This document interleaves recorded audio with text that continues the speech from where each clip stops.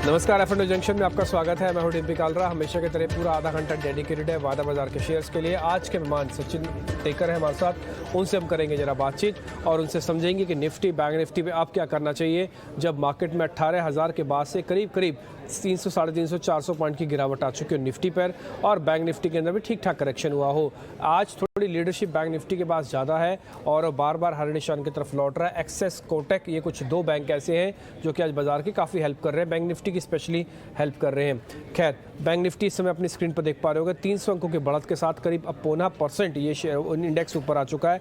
आप कोटक देखिए, साथ ही एक्सिस बैंक का भी चार्ट दिखाइए। एक काम कीजिए, आप जरा एसबीआई का भी चार्ट दिखा सकते हैं। ये सारे वो शेयर्स हैं जो कि मार्केट का आज हेल्प कर रहे हैं, खासकर इसमें जो कॉर्पोरेट गवर्नेंस बड़े वाले शेयर्स हैं, खासकर जिनकी बुक्स कॉर्पोरेट की अच्छी है, उसमें आईसीआईसीआई बैंक भी शामिल है। ये सारे शेयर्स की वेटेज आज ठीक है। यू स्मॉल फाइनेंस तो वेटेज के हिसाब से कम है, बट ये भी 3% आज ऊपर आया है। खैर, एक बार निफ्टी का चार्ट्स भी आपकी स्क्रीन पर आ जाएंगे और फिर हम कार्यक्रम की शुरुआत करेंगे कल के रिपोर्ट कार्ड से। एक बार पहले निफ्टी देख लेते हैं। ये अभी लैग कर रहा है, 38-40 अंकों का नुकसान यहाँ पे भी देखने को मिल रहा है। बड़ी वजह इसके अंदर यह है कि रिलायंस जैसे बड़े शेयर आज ज़्यादा पार्टिसिपेट नहीं कर रहे हैं। एक बार रिलायंस का चार्ट दिखा दीजिए। टीसीएस, इन्फोसिस का चार्ट भी दिखाना होगा। आप ये देख रहे होंगे रिलायंस इंडस्ट्रीज आज भी 1% के नुकसान पे, जबकि अब निफ्टी के अंदर अच्छी रिकवरी है। टीसीएस ऑलमोस्ट डे लो के आसपास है और इन्फोसिस के अंदर भी कुछ खास बड़ा मूवमेंट मिल नहीं रहा है। तो ये 3-4 बड़े हैवी वेट शेयर्स हैं जो कि बाजार के आज कुछ ज़्यादा पक्ष में नहीं है, इसलिए निफ्टी और बैंक निफ्टी में आपको साफ फर्क दिख रहा होगा। रिपोर्ट कार्ड के साथ कार्यक्रम की कर रहे हैं शुरुआत।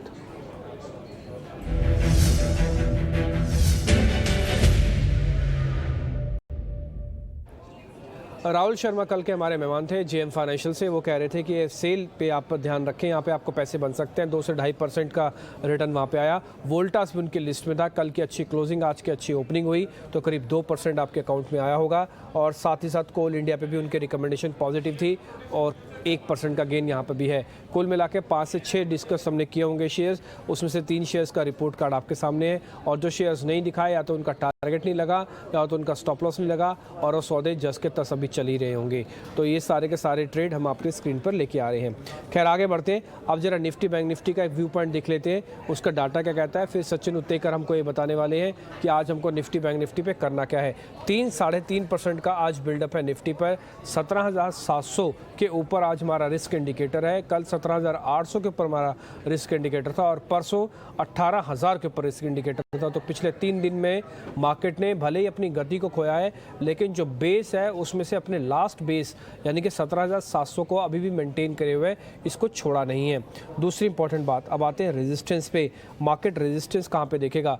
17,890 क्या एक रेजिस्टेंस है और दूसरा अब 18,000 का है। मार्केट को यहाँ रुकना चाहिए। दूसरा सपोर्ट कहाँ पर है? 17,700 टूटा तो एक झटके में 636 दिखाएगा, नहीं तो नहीं ही दिखाएगा, ये भी आप मान सकते हैं। तो आज की जो रेंज है वो 700 से 800 के बीच की है। 800, 850 वाला रेंज पार हुआ तो हम खतरे के निशान से फिर से ऊपर आ जाएंगे। अगर नहीं होता तो हम 700 को ब्रेक करने के लिए वापस भी जा सकते हैं। तो वॉलेटाइल होगा। एक काम करते हैं, अब बैंक निफ्टी के आंकड़े भी देख लेते हैं, फिर आपको जरा मार्केट का विक्स भी दिखा देंगे। उससे काफ़ी हद तक आपको आइडिया लगेगा कि वॉलेटिलिटी कितनी हाई हो सकती है या लो होगी। 6% का ओपन इंटरेस्ट एडिशन है। 37,000 का इस समय आप रिस्क इंडिकेटर देख पा रहे हैं। ट्रेंड है खरीदारी का, इसलिए 0.25% की खरीदारी आपको बैंक निफ्टी पे दिखी, जबकि निफ्टी अभी भी लाल निशान में है। 2 हिस्सों में आपको और दिखा देते हैं। पहला हिस्सा होगा विक्स का और दूसरा होगा एडवांस डिक्लाइन। एक बार ये दोनों दिखा दीजिए, थोड़ा मार्केट का ब्रेड्थ पता लगेगा और विक्स से ये पता लगेगा कि हम बाजार की किस तरफ चल रहे हैं।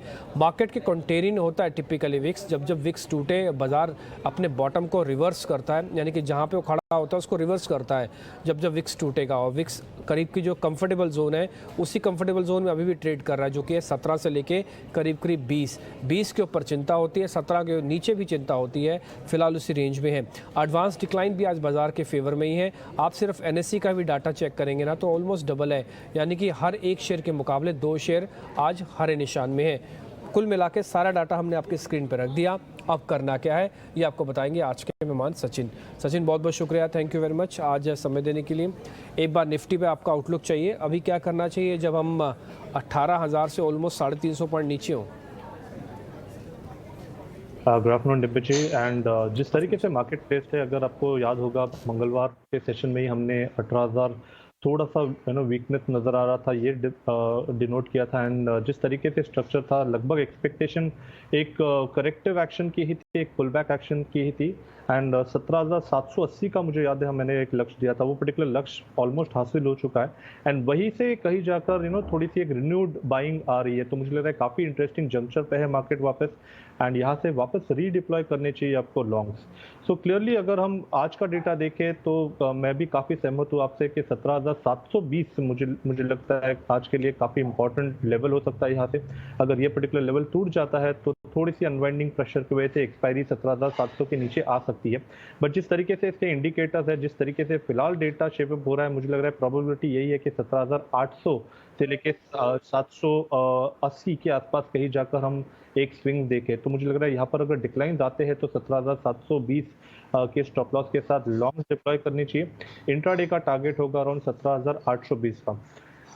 क्लियरली यहाँ पर जो एक लीडरशिप आई है वो सिग्निफिकेंट लीडरशिप आई है बैंक निफ्टी द्वारा। एंड जिस तरीके से इसने 37,500 का सपोर्ट को वापस एक बार वैलिडेशन दिया है, जिस तरीके से ओपनिंग हुई थी 37,400 के आसपास, एंड जिस इंटेंसिटी से इसने एक रिकवरी दिखाई है, तो मुझे लग रहा है 38,060 के आसपास के स्विंग्स कंफर्टेबली आज के सेशन में बनने चाहिए। एक्सपायरी के लिहाज से कहीं जाकर अभी भी डेटा यही इंडिकेट कर रहा है कि 37,700 के ऊपर की ही एक्सपायरी शेपअप होनी चाहिए। बट जिस तरीके से पार्टिसिपेशन है, मुझे लग रहा है एक स्विंग जरूर बन सकता है 38,060 के लेवल्स के लिए। तो यहाँ पर भी खरीदारी करने की ही सलाह होगी। इनफैक्ट थोड़ी देर पहले हमने 37,700 का कॉल ऑप्शन हमारे क्लाइंट्स को रेकमेंड किया था, लगभग 350 के लेवल के आसपास, एंड 660 का एक टारगेट दिया था। तो मुझे लग रहा है उसी पर्टिकुलर कॉल ऑप्शन में आपको ट्रेड करना चाहिए। अगर डिक्लाइंस मिलते हैं तो वापस रीडिप्लॉय करने की सलाह होगी 230 के स्टॉप लॉस के साथ। ये आप बता रहे 320 और 355 की रेंज में एंटर करना है सर, अभी का भाव क्या होगा, सामने का रेट क्या होगा? ये 37,400 वाली कॉल जो अपने क्लाइंट्स को आपने दी है अभी? लगभग थोड़ी देर पहले 550 के आसपास के कोट हो चुके हैं, तो एक काफ़ी सब्सटेंशियल मूव यहाँ पर अनलॉक हुई है। एंड मुझे लग रहा है अगर थोड़ा सा डिक्लाइन आते भी है तो रीडिप्लॉय इसी पर्टिकुलर स्ट्राइक में करना चाहिए। आउट ऑफ द मनी ज़्यादा नहीं जाना चाहिए। मुझे लग रहा है थोड़ा सा in the money call option द्वारा ही इस पर्टिकुलर लेग को पार्टिसिपेट करना है जो आज की एक्सपायरी का है। ठीक है, थोड़ी तेज़ी से कॉल ऊपर आई है इसलिए वेट करना होगा। अभी ये कॉल है 550 के आसपास, आप एक बार देखना चाहें तो देख सकते हैं, और 600-650 का टारगेट है। सर इस केस में अगर मैं 550 की कॉल पकड़ता हूं तो मैं 650 का टारगेट रख सकता हूं, तो क्या मेरा स्टॉप लॉस फिर तो चेंज करना होगा? 230 के साथ तो नहीं चलूंगा मैं? डेफिनेटली आपको स्टॉप लॉसेस रिवाइज ही करने पड़ेंगे, बट इसीलिए मैंने जो इनिशिएट किया था इस शो के थोड़ी देर पहले ही किया हुआ था। एंड जिस रफ्तार से ये मूवमेंट आई है तो वो मेरे कंट्रोल के बियॉन्ड है। तो अगर डिक्लाइंस आते हैं डेफिनेटली वहाँ पर वापस रीडिप्लॉय करने की ही सलाह होगी। मुझे लग रहा है एक रिवाइज स्टॉप लॉस लगभग अराउंड 320 के आसपास लगाया जा सकता है, बट उससे नीचे के लेवल्स इनवैलिड हो सकते हैं। तो अगर डिक्लाइन आती है तो 320 के एक रिवाइज स्टॉप लॉस के साथ सेम पोजीशंस ली जा सकती है, but target on the upside हो सकता है अराउंड 660 का, क्योंकि एक्सपायरी के लिहाज से जो डेटा है मुझे लग रहा है 38,060 के आसपास कहीं जाकर थोड़ा सा एक हर्डल बन सकता है ड्यूरिंग द डे। ओके ठीक है सर, कोई बात नहीं, हम उसको चेंज नहीं करते, हम सिर्फ स्टॉप लॉसेस को चेंज करते हैं। 320 का स्टॉप लॉस लगा देते हैं, आपका 660 का टारगेट जस का तस है। अब आती है बात एंट्री करने की, तो रिस्क रिवॉर्ड अपना ज़रूर चेक कीजिएगा, कोशिश कीजिएगा थोड़ा डिप मिल जाए इस कॉल के अंदर 37,400 वाली में, तब ज़्यादा ठीक है। करें क्या, मार्केट की स्पीड इतनी थी कि ये कॉल पूरी तरह से ख़राब हुई है आपके, यानी कि तेज़ी से ऊपर आ चुकी है। अब वापस इसकी वेट करनी होगी, अगर आपको सही दाम पे मिल जाए तो एंटर कीजिएगा। 320 का स्टॉप लॉस ना भूलिए, और 660 का आपका टारगेट है, ये भी आपको ध्यान रखना होगा। और ये आज की ही कॉल है, ये रोल ओवर नहीं होगी, 7 तारीख की कॉल है और आज 7 तारीख की है। खैर हम आगे बढ़ रहे हैं इंडेक्स से, यानी कि इंडेक्स के अंदर उम्मीद करते हैं कि 700 का लेवल आज नहीं ब्रेक होगा और हल्का पुल बैक आपको मिल जाएगा। बैंक निफ्टी लगवाई कर रहा है, इसलिए कॉल आपको बैंक निफ्टी की पकड़नी है। आगे बढ़ते हैं, आज के तेज़ी वाले शेयर आपके पहले स्क्रीन पर आएंगे।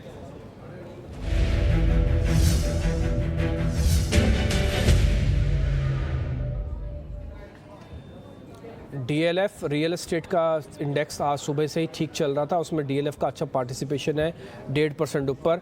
और आज बैंकिंग में जो सबसे इंटरेस्टिंग छोटा बैंक चल रहा है वो है एयू स्मॉल फाइनेंस, ये करीब 2.5% ऊपर है। सर इन दोनों पे आपका व्यू पॉइंट, दोनों ही ताज़ा खरीदारी वाले शेयर हैं। देखिए क्लियरली यहाँ पर जो मोमेंटम चल रहा है, जो सेक्टर रोटेशन हो रहा है, तो दोनों में से अगर मुझे एक चूज करना है तो एयू स्मॉल फाइनेंस बैंक ही होगा। इनफैक्ट जिस तरीके से इसने 1350 के हर्डल को पार कर दिया है, मुझे लग रहा है यहाँ पर थोड़ा सा मोमेंटम कन्विंसिंग हो सकता है। तो लगभग 1445 1465 के टारगेट के लिए अभी भी यहाँ पर लॉन्ग पोजीशन बनाने की ही सलाह होगी। स्टॉप लॉस यहाँ से लगाना चाहिए आपको अराउंड 1355। ओके, एक इम्पॉर्टेंट ऑब्जर्वेशन है सर, ज़रा ये हमको क्लियर भी कीजिएगा। हम भी आपके सामने ज़रा चार्ट रख देते हैं और इम्पॉर्टेंट ऑब्जर्वेशन में आपको दिखेगा कि उसके अंदर जो स्टॉप लॉसेस बनेंगे, क्या वो रेजिस्टेंस जो ब्रेकआउट होगा रेजिस्टेंस के पास होगा। एयू स्मॉल फाइनेंस का पहले आप लेवल नोट कर लीजिए, 1465 है, स्टॉप लॉस 1355 है। अब आइए एयू स्मॉल फाइनेंस के चार्ट पे दो इंपॉर्टेंट ऑब्जर्वेशन। पहला, जिस दिन हमने इसको 200 दिन के एवरेज को ब्रेक किया था, यानी कि यहाँ पे आप जो देख पा रहे हैं सडन स्पाइक के साथ, नेक्स्ट डे आप वॉल्यूम देखिए ग्रीन का दिखा और हमने फिर से मेंटेन कर लिया। एक बात तो एयू स्मॉल फाइनेंस के साथ बहुत अच्छी से हुई है कि ये अपनी इन्वेस्टर एवरेज को ब्रेक नहीं करता और बहुत दिनों तक उसके नीचे नहीं रहता। अगर आप इसके पीछे भी चले जाएंगे जहाँ पे गैप डाउन हुआ है, उस गैप डाउन से आप लगातार इस पिंक कलर की लाइन के नीचे जब जब शेयर आया है, वो सेकंड डे ही वो शेयर ऊपर आ गया। खैर, एक बार मैं जरा आपका एक जो इंपॉर्टेंट पॉइंट पूछना था सर, दो सर्कल हमने ऊपर नोटिस किए हुए हैं, ये रेजिस्टेंस स्टॉप है जिसको भी पार कर रहा है। प्रोबेबिलिटी कितनी है कि इसमें हमको अच्छा रिटर्न मिल जाएगा सर? डिम्पी जी, डेफिनेटली यहाँ पर इस बार प्रोबेबिलिटी ज़्यादा अच्छी लग रही है, क्योंकि अगर हम दोनों सर्कल स्पेसिस देखें, एक अगस्त का जो एक रेजिस्टेंस था लगभग 1360 के आसपास का, वो पर्टिकुलर रेजिस्टेंस एक बार ब्रीच हुआ था फरवरी के डेटा में, एंड फरवरी के डेटा में वापस एक पॉज ब्रेकआउट होने के बाद एक करेक्टिव एक्शन हुई थी। अगर ये करेक्टिव एक्शन को मेजर करें तो उससे ज़्यादा तेज़ी से यहाँ पर एक फ्रेश इम्पल्स इवॉल्व होते हुए नजर आ रही है। एंड प्लस अगर हम सेक्टर रोटेशन देखें तो काफ़ी कन्विक्शन यहाँ पर आ रहा है कि वापस बैंकिंग एंड फाइनेंशियल्स में ही लीडरशिप आनी चाहिए। सो जिस तरीके से ओवरऑल ये स्ट्रक्चर इवॉल्व हो रहा है, मैं तो सरप्राइज नहीं रहूँगा कि 1500 के आसपास के स्विंग भी इसी पर्टिकुलर स्विंग में बन जाए। तो इमीडिएट बेसिस पे तो मुझे लग रहा है जो मैंने टारगेट्स दिए हैं वही ट्रेडिंग के लिहाज से आपको मेंटेन करने हैं। बट पोजिशनली अगर किसी की एग्जिस्टिंग पोजीशन होगी, थोड़े से लंबे समय के लिए होगी, तो उनके लिए तो टारगेट होगा अराउंड 1510 का। स्टॉप लॉस आपको लगाना चाहिए अराउंड 1320 के आसपास। ओके, ठीक है। तो हालांकि उम्मीद करते हैं कि ये जो रेजिस्टेंसेस है पार हो जाएंगे और अच्छे से पार होंगे, क्योंकि पिछली बार के दोनों रेजिस्टेंस से ही ये बार बार घूमता है। और लेकिन थर्ड अटैम्प्ट हो सकता है इसके लिए फ्रूटफुल है, पॉजिटिव अटैम्प्ट हो। आगे बढ़ते हैं सर, शॉर्ट कवरिंग के दो शेयर भी हमने निकाले हैं। एक है पहला बालकृष्ण इंडस्ट्रीज़। इसमें कोई दो राय नहीं है कि रबर के प्राइसेस इंटरनेशनल मार्केट में बढ़े हैं, लेकिन फिर भी क्योंकि ऑटोस चल रहा है तो एंसिलरीज पीछे पीछे पुश देते ही हैं, चलते ही हैं। ये 0.5% ऊपर है। और दूसरा आईसीआईसीआई लोम्बार्ड, यहाँ पर भी शॉर्ट कवरिंग आई है, भाव ऊपर है और ओपन इंटरेस्ट घट रहा है। एक बार जरा दोनों को चेक कर लीजिए, दोनों में से कौन सा ज़्यादा आपको ठीक लग रहा है? देखिए यहाँ पर बालकृष्ण इंडस्ट्रीज का अगर हम डेटा देखें तो काफ़ी मल्टीपल रेजिस्टेंस है अराउंड 2120 से लेके 2150 इस पर्टिकुलर रेंज में। अगर इसका 200 डे एक्सपोनेंशियल मूविंग एवरेज भी देखें तो 2160 के आसपास का ही है। तो मुझे लग रहा है इमीडिएट बेसिस पे कोई लॉन्ग डिप्लॉय नहीं करनी चाहिए। मुझे लग रहा है एक ब्रेकआउट होने दीजिए, उसके बाद मुझे लग रहा है एक अच्छा शॉर्ट स्क्वीज नजर आ सकता है। बट फिलहाल जिस कॉन्फिडेंस से यहाँ पर एक पोजीशनिंग हो रही है जिस तरीके से, एंड रेजिस्टेंस यहाँ पर नजर आ रहा है, तो इमीडिएट बेसिस पे तो यहाँ पे फ्रेश लॉन्ग्स डिप्लॉय करने की सलाह नहीं होगी। मुझे लग रहा है 2160 अगर ब्रेक हो जाता है बालकृष्ण में, उसके बाद ही फ्रेश लॉन्ग्स ऐड करनी चाहिए। On the contrary ICICI Lombard का अगर हम डेटा देखें तो मैं थोड़ा सा वहाँ पे कन्विंस्ड हूँ। इनफैक्ट ये पर्टिकुलर स्टॉक भी अपने 200 एक्सपोनेंशियल मूविंग एवरेज को पार कर रहा है। बट जिस तरीके से इसका डेटा है, मुझे लग रहा है 1380 के आसपास का जो हर्डल था वो उसने अच्छी तरह कवर किया है। 1400 का जो ऑप्शन बैरियर है, मुझे लग रहा है वो तोड़ने के बाद एक काफ़ी अच्छी हलचल इस पर्टिकुलर काउंटर में हो सकती है। तो मुझे लग रहा है यहाँ पर 1460 के लक्ष्य के लिए पोजीशन बनाई जा सकती है। स्टॉप लॉस आपको लगाना चाहिए अराउंड 1365। ओके, ठीक है। आईसीआईसीआई लोम्बार्ड इस भी थोड़ा ज़्यादा ठीक है। इसके पास दो अहम सपोर्ट है, एक तो 50 दिन के एवरेज को पार किया हुआ, वॉल्यूम ठीक है, और ये यू शेप चार्ट बनाने की एक कोशिश भी कर रहा है। खैर, मैं आपको दिखाऊंगा बालकृष्ण इंडस्ट्रीज़ का चार्ट। आप ट्रेड तो पहले नोट कर लीजिएगा। आईसीआईसीआई लोम्बार्ड के ट्रेडिंग कॉल्स में हमने इसको कन्वर्ट कर दिया है। ये टारगेट होगा आपका 1450, स्टॉप लॉस है 1365 का। लेकिन ध्यान देने वाला है बालकृष्ण इंडस्ट्रीज़, आपको भले ही अच्छा दिख रहा हो लेकिन वो एक ऐसी रेंज में फंसा हुआ है, वो ब्रेकआउट या ब्रेकडाउन दोनों अच्छे अच्छे से करेगा, जो भी करेगा वो काफ़ी फास्ट करेगा। आप इस शेयर को देख पा रहे होंगे, इस शेयर ने जब फॉल दिखाया तो उसके बाद से नॉन स्टॉप इसने एक बॉटम क्रिएट करने के बाद एक पुल बैक का एक हिस्सा कंप्लीट हो चुका है। इसका एक हिस्सा कहने का मतलब होता है, हम अगर इसको पिंक कलर की लाइन से कैलकुलेट करें और पिंक कलर की लाइन तक ही वापस पहुंचाएं तो ये ऑलमोस्ट पूरा हो चुका है। बालकृष्ण इंडस्ट्रीज, इसको फुल फ्रेम में रखिए क्योंकि इसके बारे में कोई ट्रेडिंग कॉल नहीं है। एयू स्मॉल फाइनेंस की ट्रेडिंग कॉल थी, उसको ब्रैकेट में रख सकते थे आप। बालकृष्ण को फुल स्क्रीन में रखिए। जिस जगह से टूटा उस जगह से अब बेस के बाद उसी जगह पे वापस पहुंचा। अब ये हो गया साइडवेज में आप ना एक चीज़ नोटिस कीजिएगा, ये दोनों एवरेजेस के बीच में फंस सा गया है, छोटी छोटी कैंडल है। अब जो होगा डिसाइसिव होगा, जिसे कहते हैं ना कि तूफान से आने की पहले की शांति, कुछ ऐसा इसके अंदर अभी हो रहा है। अब जो भी होगा अच्छा होगा या फिर बुरा होगा, या तो ये वापस नीचे अपने लो को टेस्ट करने जाएगा या तो वापस हाई करने आएगा। एक दो दिन के लिए वेट कीजिए। ये ब्रेकआउट या ब्रेकडाउन का कैंडिडेट है, फिलहाल अभी थोड़ा इसको छोड़ा जा सकता है, लेकिन आईसीआईसीआई लोम्बार्ड उसको देख सकते हैं आप। वहाँ पे 50 दिन के एवरेज को पार करने के बाद हम 200 दिन के एवरेज को पार कर रहे हैं डेली चार्ट्स पर, और उम्मीद करते हैं कि अच्छा ब्रेकआउट के बाद आपको मूवमेंट दिखाएगा ही। खैर आगे बढ़ते हैं, अब आ जाते हैं जरा मंदी वाले शेयर्स की तरफ। आज के फ्रेश शॉर्ट शेयर्स आपकी स्क्रीन पर आएंगे।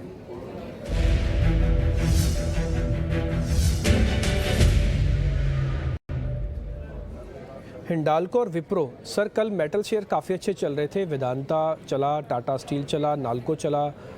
आज हिंडाल्को के अंदर थोड़ी मंदी है और विप्रो भी थोड़ा टूट रहा है। आज आईटी का पार्टिसिपेशन नहीं है, टीसीएस इन्फोसिस भी नीचे ही है आज। तो एक बार जरा दोनों पे आपका व्यू पॉइंट चाहिए, हिंडाल्को पे और विप्रो पे, कौन सा ज़्यादा वीक दिख रहा है आपको? देखिए, दोनों में से मुझे लग रहा है दोनों में एक थोड़ा सा साइडवेज एक्शन यहाँ से होना चाहिए। इनफैक्ट अगर दोनों का डेटा देखें तो मुझे लग रहा है विप्रो में एक प्रोबेबिलिटी बन सकती है, क्योंकि इसने अपने क्रिटिकल एवरेजेस को गैप से ब्रेक किया है। तो मुझे लग रहा है अगर ये वीकनेस आनी है तो शायद थोड़ी सी विप्रो में नजर आ सकती है। बट ऑन द कॉन्ट्ररी मुझे लग रहा है 575 एक अच्छा सपोर्ट जोन भी बन सकता है। तो एक छोटे से टारगेट के लिए पोजीशन बनाई जा सकती है ऑन द हायर साइड। मुझे लग रहा है 590 का एक इंपॉर्टेंट लेवल है, तो उसी के आसपास आपको स्टॉप लॉस लगाना चाहिए। एंड हिंडाल्को में जिस तरीके से डेटा है, मुझे लग रहा है थोड़ा सा अभी यहाँ पर साइडवेज जोन में स्टॉक स्लिप हो चुका है। जब तक कन्विंसिंगली एक ब्रेकडाउन नहीं आता 560 लेवल के नीचे, तब तक फ्रेश शॉर्ट्स यहाँ पर डिप्लॉय करने की मैं सलाह नहीं दूंगा। एंड ऑन द कॉन्ट्ररी मुझे लग रहा है 596 का लेवल जैसे ही निकल जाता है, वहाँ पर एक अच्छी रिन्यूड बुलिशनेस यहाँ पर नजर आ सकती है। तो इमीडिएट बेसिस पे मुझे लग रहा है विप्रो पे एक शॉर्ट पोजीशन ली जा सकती है 10-12 पॉइंट्स के लिए, बट अवॉइड करना है हिंडाल्को को। तो अवॉइड कीजिए। अच्छा सर, विप्रो पे आपका कन्विक्शन कितना है? अगर हम ये ना भी ट्रेड करें छोड़ भी सकते हैं ना, कोई ऐसा कुछ ज़रूरी तो है नहीं, छोड़ दें क्या एक बार विप्रो अगर आप कहेंगे तो? देखिए, डेटा वाइज इतना इंटरेस्टिंग डेटा नहीं है, बट जिस तरीके से दोस्तों पे से एक चुनाव करना था, मुझे लग रहा है विप्रो का थोड़ा सा एक शेड बेटर है। बट बड़ी मंदी की बात नहीं कर सकते, तो इसीलिए मुझे लग रहा है कि अगर किसी की एक्सपेक्टेशन है 10-15 पॉइंट्स की ₹4 के स्टॉप लॉस के साथ, तो वहां पर भी एक reward to risk opportunity better बन रही है विप्रो में। ओके, अब तक हम समअप करते चलते हैं। आपको 37,400 वाली जो कॉल है एक बार हम आपको वापस से दिखा देते हैं। उसके अंदर ₹320 का आपको एक स्टॉप लॉस रखना है, 660 का टारगेट है। ये सर की तरफ से पहला दिया गया कॉल था। जब हमने तेज़ी वाले शेयर उनसे पता किए कि आप डीएलएफ या एयू स्मॉल में क्या देख रहे हैं, तो उनको लगा एयू स्मॉल ज़्यादा अच्छा है। एयू स्मॉल का टारगेट स्टॉप लॉस आपकी स्क्रीन पे आएगा। फिर हमने आए शॉर्ट कवरिंग वाले कैंडिडेट पे। बालकृष्ण इंडस्ट्रीज साइडवेज हुआ पड़ा है, ब्रेकआउट या ब्रेकआउट की तैयारी, ब्रेकडाउन की तैयारी करेगा, लेकिन उसमें हमको आईसीआईसीआई लोम्बार्ड ज़्यादा ठीक दिखा था। तो आईसीआईसीआई लोम्बार्ड का टारगेट आपको दिख गया 1450। जिनको छोड़ रहे हैं भले आप उनको छोड़ दीजिएगा, लेकिन जिनके टारगेट स्टॉप लॉस मिल रहे हैं वो तो शेयर आपको ज़्यादा नोटिस करने ही हैं। फिर हम आए फ्रेश शॉर्ट्स के अंदर। हिंडाल्को विप्रो हमने डिस्कस किया, तो उसके अंदर आप चाहें तो एक छोटे से स्टॉप लॉस के साथ और छोटे टारगेट के साथ विप्रो में तो ट्रेड ले लीजिए, लेकिन हिंडाल्को को छोड़ दीजिए। अनवाइंडिंग के 2 शेयर आपके सर स्क्रीन पर आ जाएंगे। सचिन जी जरा बताइएगा, एक तो हिंदुस्तान कॉपर है और दूसरा निप्पॉन लाइफ है। कोई ट्रेड है तो बताइए, नहीं तो छोड़ भी सकते हैं। देखिए, यहाँ पर निप्पॉन लाइफ में थोड़ा सा डेटा मुझे लग रहा है थोड़ा वीकनिंग साइड पे है, एंड मुझे लग रहा है वहाँ पर थोड़ी सी गिरावट आनी चाहिए। लगभग 335 के लक्ष्य के लिए यहाँ पर शॉर्ट्स बनाने की सलाह होगी। मुझे लग रहा है जो एक रेजिस्टेंस बना है अराउंड 350 के आसपास, वो पर्टिकुलर रेजिस्टेंस होल्ड होना चाहिए एटलीस्ट 1 से 2 दिनों के लिए। तो यहाँ पर मुझे लग रहा है शॉर्टिंग के लिहाज से निप्पॉन लाइफ इंडिया में थोड़े से शॉर्ट्स डिप्लॉय किए जा सकते हैं 350 के स्टॉप लॉस के साथ। ओके ठीक है सर, चलते चलते अपनी आपकी ट्रेडिंग कॉल्स देनी है। आपने एक ऑप्शन का ट्रेड तो ऑलरेडी हमको दे ही दिया है। जी डिम्पी जी, मुझे लग रहा है यहाँ पर बैंक्स पे ही फोकस रखना चाहिए एंड मुझे लग रहा है एसबीआई में जिस तरीके से डेटा था लगभग एक फ्लैग फॉर्मेशन है डेली चार्ट पे एंड 520 का कॉल ऑप्शन यहाँ पर खरीद के रखना चाहिए आपको अगले हफ्ते के लिए। लगभग जिस तरीके से ये डेटा प्लेस था शो की शुरुआत में 15 रुपए के आसपास के कॉल ऑप्शन प्लेस थी। स्टॉप लॉस आपको 12 के आसपास लगाना है एंड पोजिशनल टारगेट होगा अराउंड 22 का। इंडसइंड बैंक ये भी हमारे रेडार पे है एंड मुझे लग रहा है यहाँ पर भी डेटा काफ़ी फ्रूटफुल है।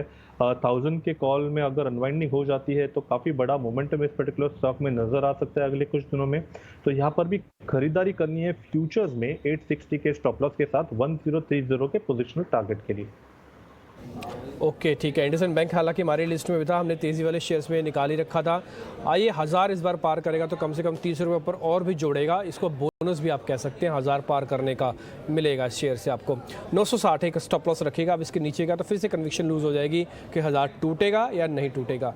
बहुत बहुत शुक्रिया sir, thank you very much Sachin ji आज कार्यक्रम में जुड़ने के लिए, सभी ट्रेड्स बताने के लिए। अच्छा लगा आपसे बातचीत करके, उम्मीद करते हैं जल्दी आपसे वापस मुलाकात होने वाली है।